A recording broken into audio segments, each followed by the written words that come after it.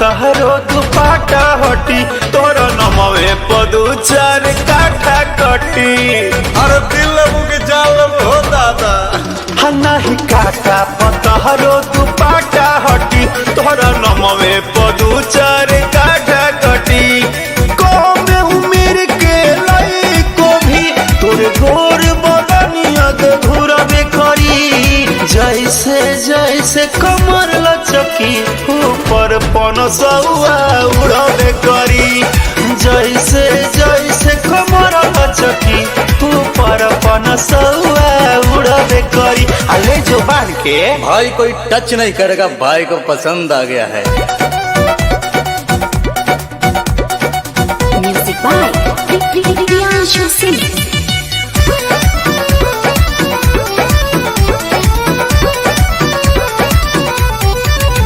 जब आँखी के पलक उठाइबू प्यार बढ़ जाई हो। तुहारे उठवा के देखी ललाई पारा चढ़ जाई हो। अरे धरती और आसमान में सब समान नहीं देखा रे दादा। जब आँखी के पलक उठाइबू प्यार बढ़ जाई हो। तुहारे उठवा के देखी ललाई पारा चढ़ जाई हो। बेहरी बेरी जे देख के हटी देखे खातिर फिर मुड़बे करी। जैसे जैसे कमर लचकी ऊपर पनसौआ उड़बे करी। जैसे जैसे कमर लचकी ऊपर पनसौआ उड़बे करी। अरे जमल हो दादा।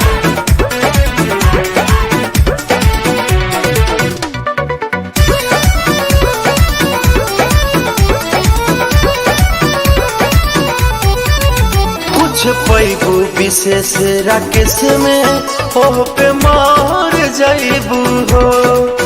बिना कहले छोड़िए सेट जावा तू उतार जाइबू हो। तू का है कि अपना भाई हीरो है ना, थोड़ा टच में रहो। कुछ पैगु विशेष राकेश में हो पे मार जाइबू हो। बिना कहले छोड़िए सेट जावा तू उतार जाइबू हो। रोशन विश्वास चाहे प्रियांशु टच करेला निहुरबे करी। जैसे जैसे कमर लचकी ऊपर पनसौआ उड़बे करी। जैसे जैसे कमर लचकी ऊपर पनसौआ